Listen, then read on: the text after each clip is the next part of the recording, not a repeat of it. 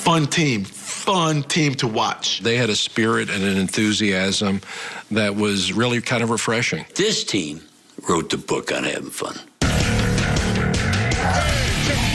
the receiver. 9. What do we got? 3rd and 9. Getting us 7 points here. All 6 of you work your tail off. 5 seconds left. 4. You dreaming? 3. 4. Number 3. 72 rushes 2 weeks. 1. We can always debate the greatest champions of all time. And we've done a list of the greatest who never won a Super Bowl. But these are the top 10 teams that were the most fun to watch, even though they didn't win it all. You check the record books and you'd say, well, was there a trophy in there? No, but there were some really, really amazing moments. Marshawn Lynch, unbelievable! So if Super Bowl winners are out, who makes the list? Well, there are those Cinderella squads who needed miracles. Talk about miracles, folks. I do not believe this. No expectations. Nobody thought they were going to do this. The offensive displays not to be missed. It was an out-of-control offense. It was a show every single week. The playful personalities. I'm talking every game. It's just fun. And fan favorites who inspire song. Houston Oilers number 1. Really deep lyrics. And dance. The icky shuffle. I've seen people do that in the clubs. The Dirty Birds, they were fun because they had a stupid-ass dance. And teams that are just so fascinating, you can't look away. A little fumble, that's the worst way to go, is to run into a butt. Butt fumbles are the worst, man. It's not whether you win or lose, it's how you play the game. These are the top 10 most fun teams ever. Now is when football's fun. Now is fun right now. The number 10 most fun team ever, the 1975 Baltimore Colts. In the decades between Johnny Unitas and Peyton Manning, the Colts weren't having much fun. Well, the 75 Colts were the antithesis of the 50s and 60s Colts with Unitas. People in Baltimore couldn't get over Johnny U getting traded to the Chargers. Burt Jones was supposed to be the next golden child. I didn't want to be the person who took Johnny Unitas' place. Rookie head coach Ted Marchibroda's Baltimore Colts rise and fall on the strong right arm of third-year quarterback Burt Jones. Biggest turnaround in NFL history. Matter of fact, in 74, we were 2-12, which was not a lot of fun. And as the 1975 season began, boos and catcalls echoed in a stadium where so brief a time before, only cheers had been heard. Burt had been benched in 73, benched in 74. 75, they stunk early in the season. We won our first game, and then we lost 4 games in a row. And I'm going, oh, no, here we go again. Keep our poise throughout the game. Number 2 minutes. How bad do we want it now? We were down in Buffalo, playing in Buffalo against the great O.J. Simpson. O.J. had one 75-yard run where it looked like our players were running in place. With the Bills resting comfortably on a 28-7 lead and relaxing as though the game were already won, the Colts suddenly exploded and produced the most astounding comeback of the season. We end up beating Buffalo, and we never lost again until the playoff game. We're just having fun as a group, and we call ourselves the Shake and Bake Squad. We played different positions, but we all had a middle linebacker's mentality. So what can I say? We were nuts. And we were young and crazy and actually loved each other. Garnering strength from each other in an on-field seance, the Colts were in control of their destiny. The 75 Colts were all of these new names. Lydell Mitchell running the football. Hey, diddle, diddle, Lydell up the middle. Down to Mitchell, swinging back to the 5, to the 2, and he is in. Roger Carr was fast as all could be. A white guy flying down the field. That was a very, very fun team. Well, this is what it's all about in Baltimore. And everybody remembers the sack pack led by Dutton and Ehrman. I mean, these guys were just fun to watch. This is the football team that has stunned the football world. The Eastern Division Championship is all in the past. But when we arrive in Pittsburgh, we'll be cooking with gas. There's no question there's a lot at stake. But our oven is set to shake and bake. The most fun team is the team that wins at the end. The Colts got waxed by the Steelers in the playoffs. That wasn't fun watching Terry Bradshaw and Franco Harris. It was fun right up until then. Like all the teams on our list, the 1975 Colts failed to win the Super Bowl, but one of their assistant coaches would go on to win multiple rings. Mr. Fun himself, Bill Belichick, made his coaching debut for our number 10 most fun team ever.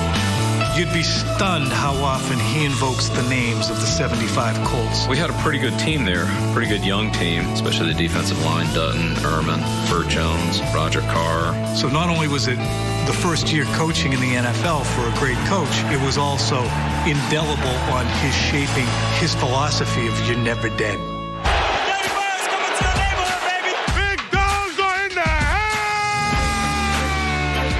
Fun teams that met in the 1998 NFC Championship game just missed making our list.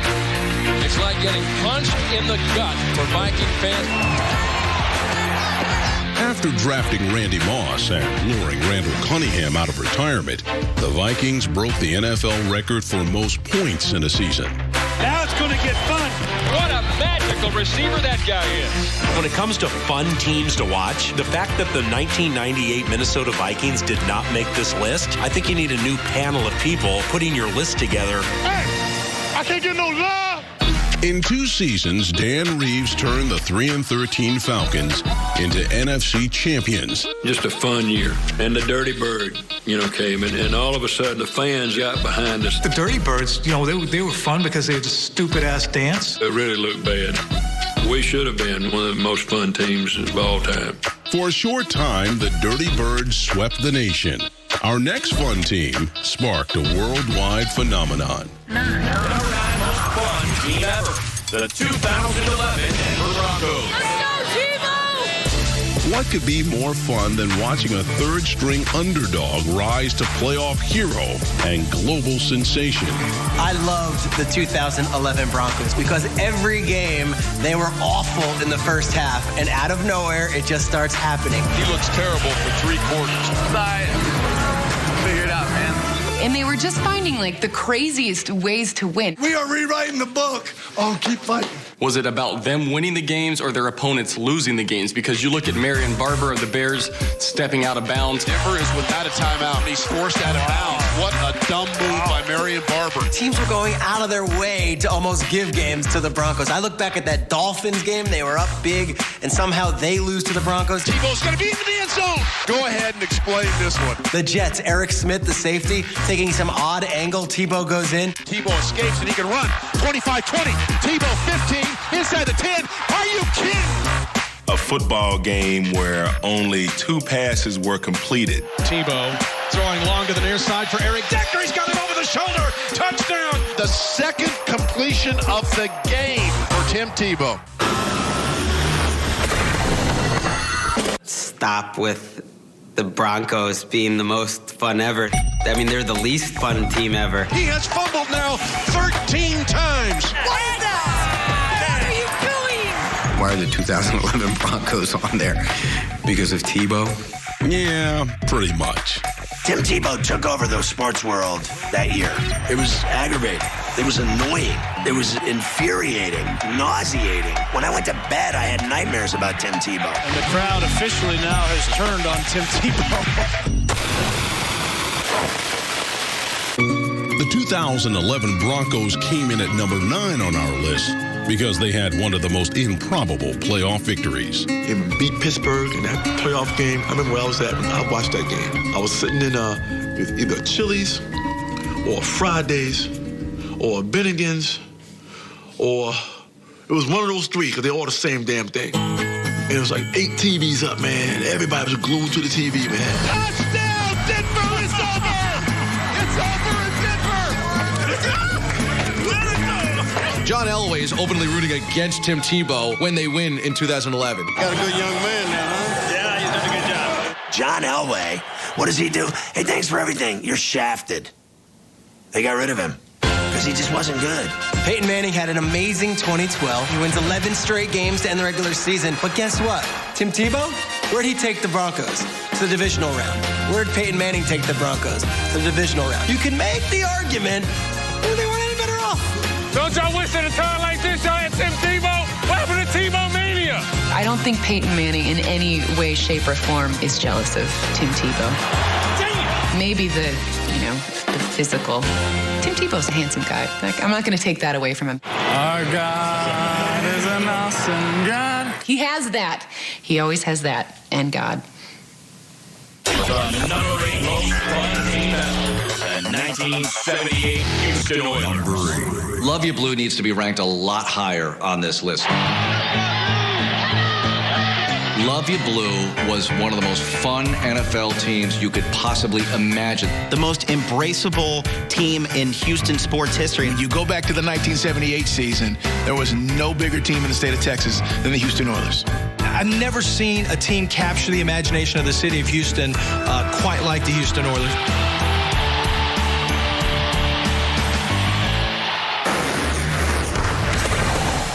Add a song. If you have a song, you've made it. All the kids when I was in school, we all had to learn it. It's almost like the Pledge of Allegiance. We had to learn the Oiler fight songs. Very complicated lyrics. Houston has the Oilers, the greatest football team. We take the ball from goal to goal like no one's ever seen. The chorus went like this. Houston Oilers, Houston Oilers, Houston Oilers #1. Really deep lyrics. Who doesn't remember that song? I mean, that's one of the best songs ever. Our number 8 most fun team ever was coached by the only man to wear a cowboy hat on the sidelines, Bum Phillips. Any team that Bum Phillips coached could be called a fun team. How much fun is a cowboy hat? Would any coach even come close to doing something like that today? Nobody ever seen a coach wear a cowboy hat. A hell of a character searcher there for you. That let a man reach and get it. And Bum was a master motivator, the orchestrator of it all. In 1978, everyone was tipping their hat to our number 8 team's most fun player, Rookie of the Year, Earl Campbell. Earl Campbell to this day is still the most popular athlete in the state of Texas. Touchdown, Earl Campbell. He was an absolute battering ram. He basically was the offense. They handed him the ball over and over and over again.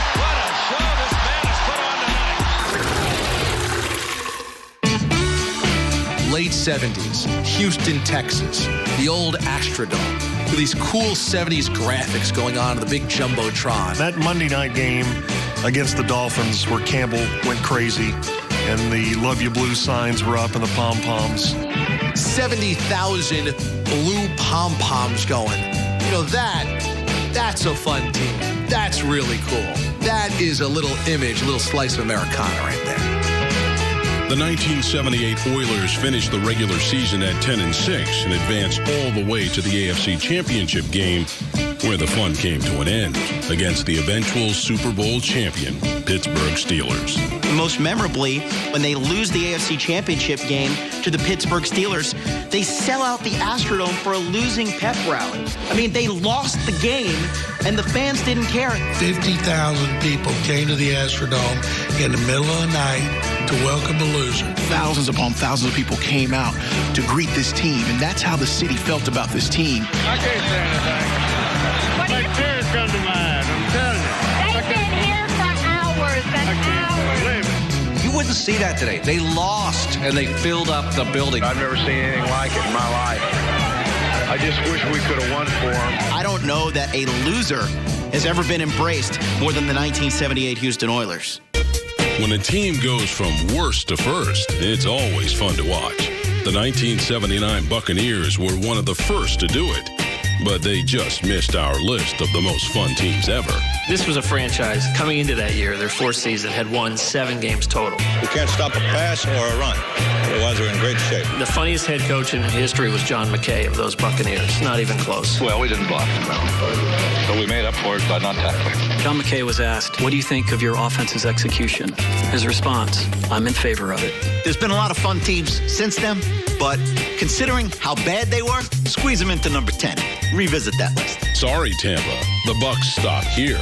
It was another team from the Sunshine State that made our list. Number 7 most fun team ever.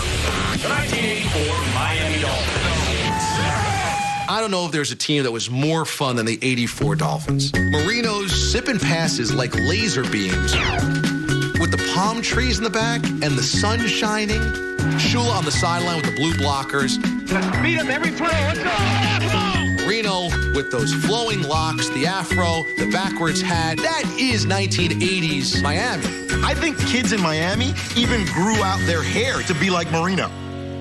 You wanted to be Dan Marino. As soon as the game was over, you went out in the yard, you grabbed the football, and you threw it around with your friends, and you reenacted the game. Lost to the corner of the end zone, not for a touchdown. The best thing that year was the fact that we didn't know we were actually doing breaking records and making just a ton of big plays. And he has thrown his 37th touchdown pass of the season. That's a new record. We went out just firing the ball around and having fun.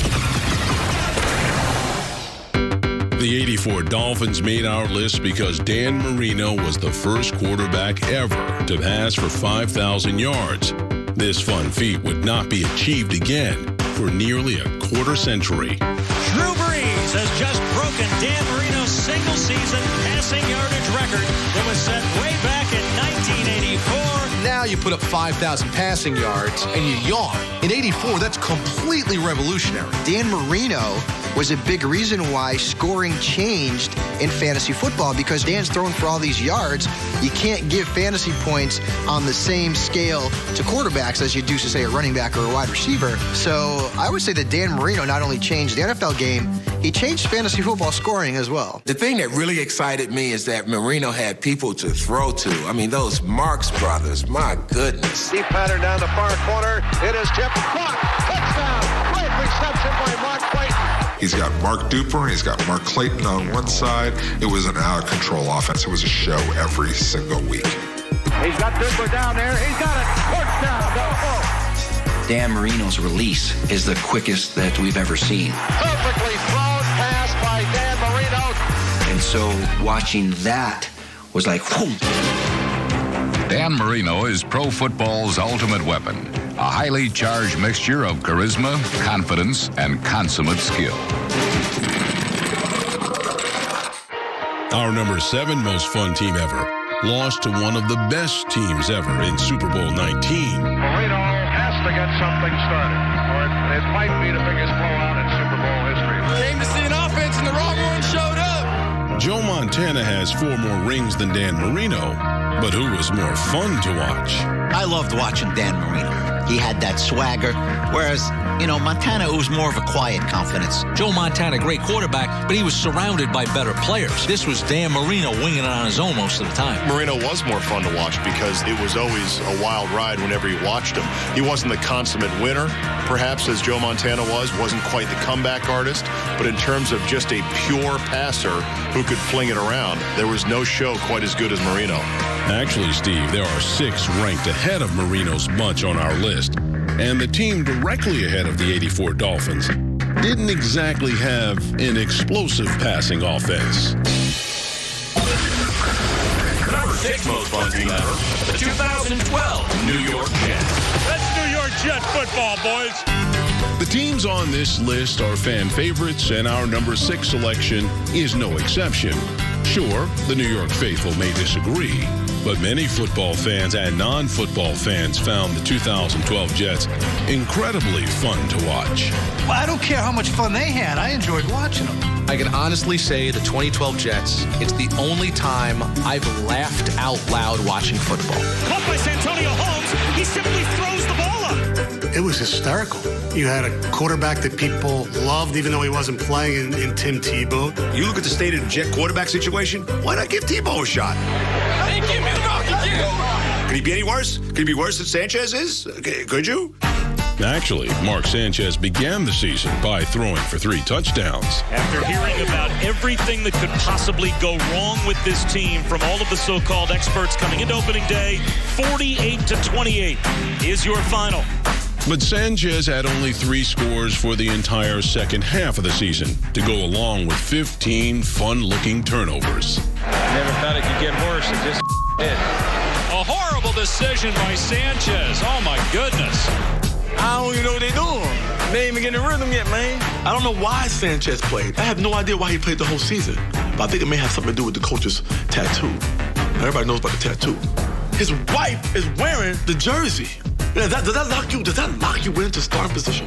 There's gotta be something there. If things go wrong with your quarterback, you still with that tattoo.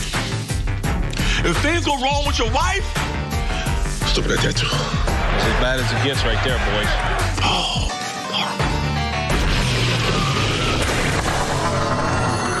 During a true Thanksgiving classic, our number 6 most fun team was blown out by 30 points and still managed to keep everyone glued to their televisions. Lost the football. It's picked up. He ran right to the back of Brandon Moore. Are you kidding me?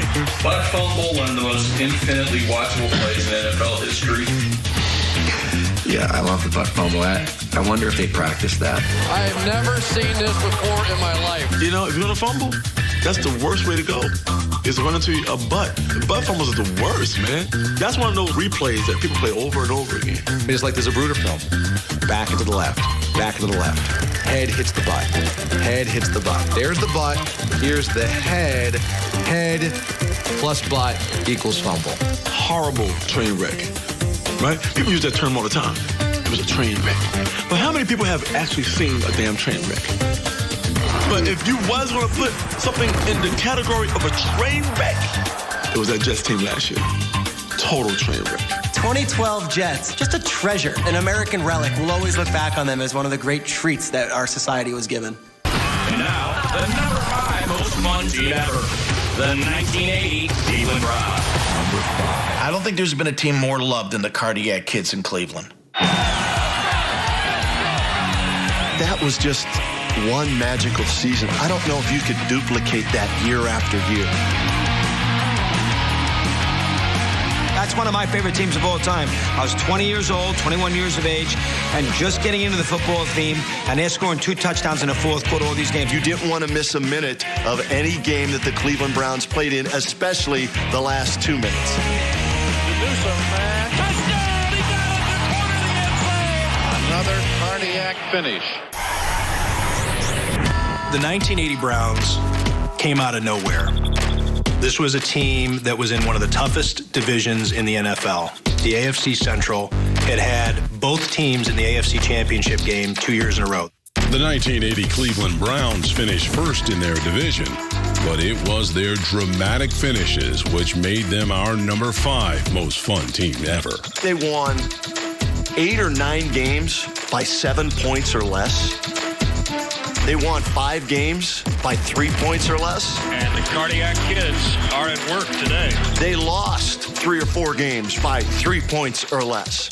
So there isn't a better description of a football team than the Cardiac Kids. Was almost expected every Sunday. Browns would go ahead in the fourth quarter and win the game. And they would win it in dramatic fashion. You didn't want to go to the bathroom. You didn't want to go get a snack.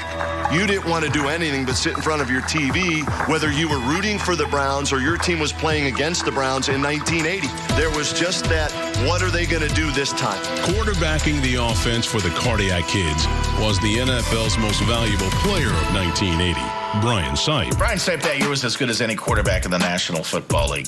Sipe was fun. You know, he wasn't your prototypical big arm, great quarterback. He was sort of an unheralded guy. He had such a rapport with his receivers, such a chemistry. Brian Sipe has now thrown for 4. Sam Rutigliano was the perfect coach for that team. Come on, baby, one time, baby, one time. The Browns hosted their first playoff game in 9 years on a bitterly cold day in Cleveland. Don Cockcroft had missed 2 field goals that day. The wind coming off of Lake Erie was swirling and blowing, and so Sam Rutigliano said, you know what? I don't trust my kicker. It was second down, and the Browns were down by only 2 points. Instead of playing for the field goal, Sam Rutigliano called red right 88. Sipe to throw. Looks, throws, end zone, Newsom. Yeah, it's intercepted. Is it? It's intercepted, and that does it. The way they lost, you know, on the interception in the end zone when they were there to kick the winning field goal, that is a brutal ending to the season. I understand it. They only needed a field goal to win it. It was an exciting season that ended in Cardiac Kids agony. Years after, Fans look at that year as it was the greatest year, even though it ended as badly as it did. The number 4 most fun team ever. The 1989 Green Bay Packers. I wouldn't have them in the top 20. I thought they were mediocre. I loved the Don Majkowski Magic Man 89 Packers. The Magic Man Packers electrified Green Bay fans in 1989. You want to talk about a team that captured the imagination of young kids in Wisconsin. This guy and that team were so exciting just because they didn't know how to win a game. Like, they won a lot of games, but they didn't know how they did it. For a team that missed the playoffs, it was one of the most exciting teams ever. This team was so fun because Magic kind of blew up. Majkowski had it all going on with that blonde mullet of his. He could not come up short in a big moment. Think about Don Majkowski's hair. You know, I had the 80s mullet going. It's like a buzz cut kind of mullet type thing where it's short on the sides, spiky on top, long flowing behind him. He's got the eye black. Magic was fantastic in his own very different way. It was like watching a guy in a street game. It wasn't elegant. What a play by Majkowski. But boy, was it fun. What made the 1989 Packers so much fun was the team chemistry. Great chemistry between Magic and Sharp. Majkowski and Sharp connected for over 1,400 yards and 12 touchdowns, earning them Pro Bowl appearances for 1989. Over the middle, touchdown to Sterling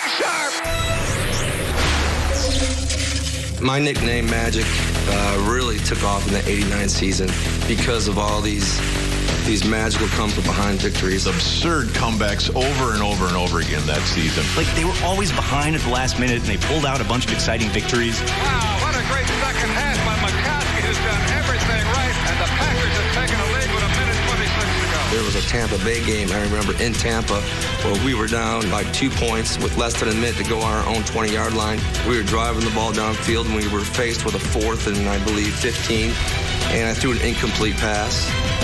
But we had a defensive hands to the face personal foul that gave us an automatic first down, which kept the drive alive. Lucky things that just went our way that year.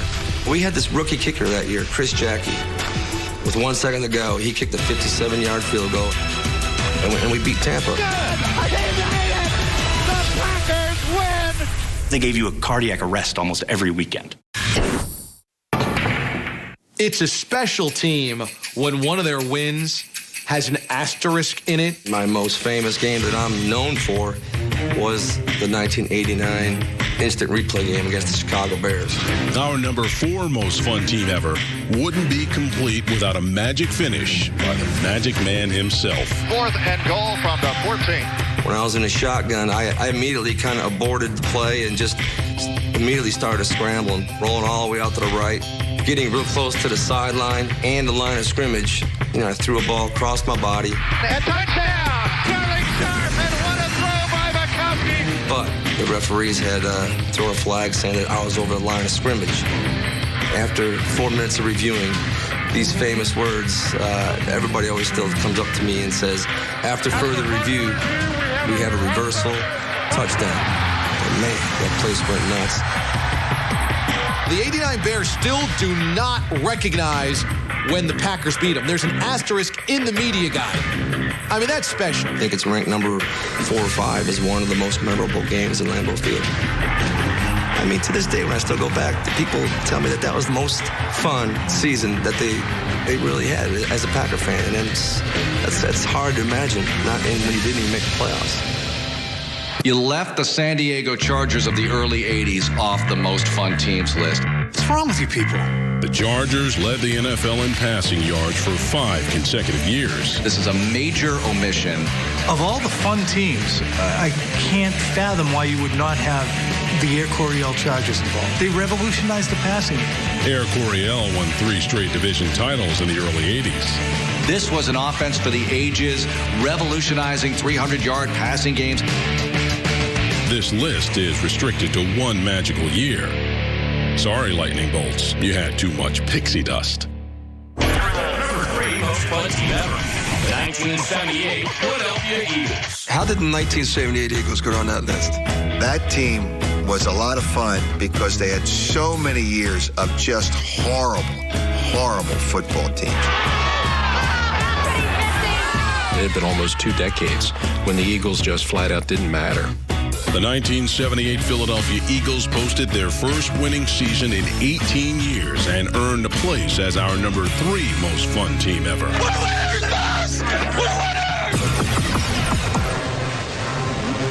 It was a fun team, especially with Jaws as the quarterback. And, you know, we had Harold and Wilbert was running all over the place. They weren't like an NFL team in a lot of ways. They had a spirit and an enthusiasm that was really kind of refreshing. Get him ready to hit. Leather helmet. This was just a young, likable, exciting kind of football team that was being coached by a young, likable, and excited head coach. Intercepted by Frank Lemay.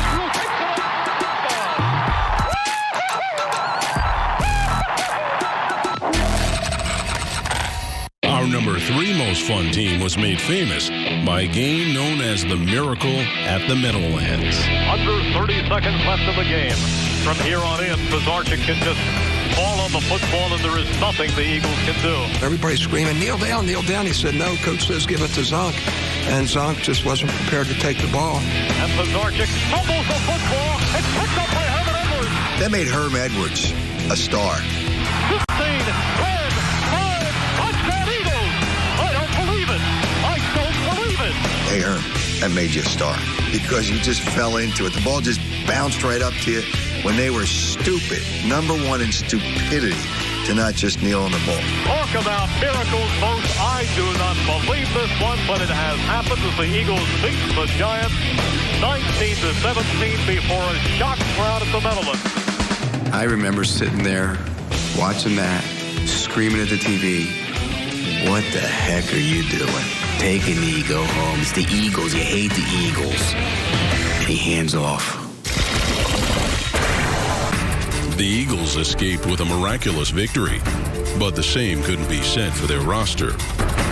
It was in that game that the regular place kicker, Nick Mickemeyer, was injured. And they finished out the game with Mike Michel, who was their punter, doing the place kicking. And he was going to be both the kicker and the punter. And everybody warned him, you don't really want to do this. When they got to the postseason and they got to the game in Atlanta, it really came back and bit him. Michel missed a PAT. And then at the end, when he had what amounted to really just a chip shot field goal to win the game, he missed it.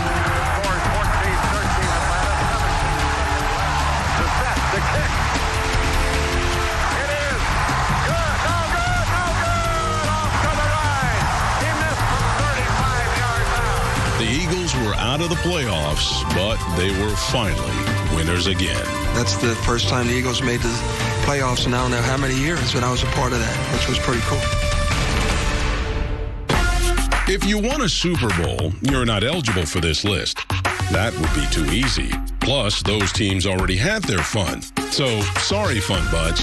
And our bad, 85 Bears. I don't know what you're thinking. The 85 Bears, it's like the epitome of fun. And off to the refrigerator. This is like you made a list of the greatest rock bands of all time, and guess what? You forgot the Beatles. It's one of the most egregious mistakes in the history of the top 10 programs. The Super Bowl shuffle doesn't fit the criteria for our list. Fret not, Fun fans. The Icky Shuffle does. The number 2 most fun team ever. The 1988 Cincinnati Bengals. We had a great time in 1988 because we had such a miserable time in 1987. The 1987 strike highlighted the least fun season ever for Boomer Esiason and his head coach, Sam Weish. Boomer and Sam were at a loggerheads for a lot of years. We were at each other's throats. Should have passed it. Well, said we just blowing them out running. During that off season, they were able to come to middle ground, and I think that's what got that team over the edge.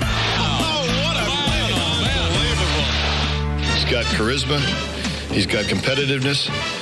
He's got good looks, which aggravates the fire out of a lot of us. That's the way to go. Oh! Any team Sam Weish coached was fun. Oh, I love you. Shut up. Nice going. Plus, you got the who day.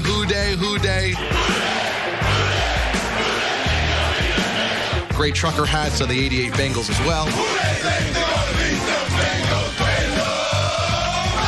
So many great personalities, and the Icky Shuffle is the absolute best. And the Icky does a one-footed dance and spikes the ball. The Icky Shuffle is something that everybody still to this day remembers. The Icky Shuffle, I've seen people do that in the clubs. People who weren't even football fans, so it spread like a damn virus. When a dance spreads like the virus, that's awesome to me. Bengals have won the AFC Championship. One more game and we finish it out. Like the 84 Dolphins, the 88 Bengals also lost in the Super Bowl to Joe Montana and the 49ers. But their magical season nearly topped our list, thanks to their rookie phenom and his signature dance. And Icky is so fun that year. Not only are they diagramming how you do the Icky Shuffle in the newspaper, not only does he have a car commercial with his mom, but he's also wearing two different numbers.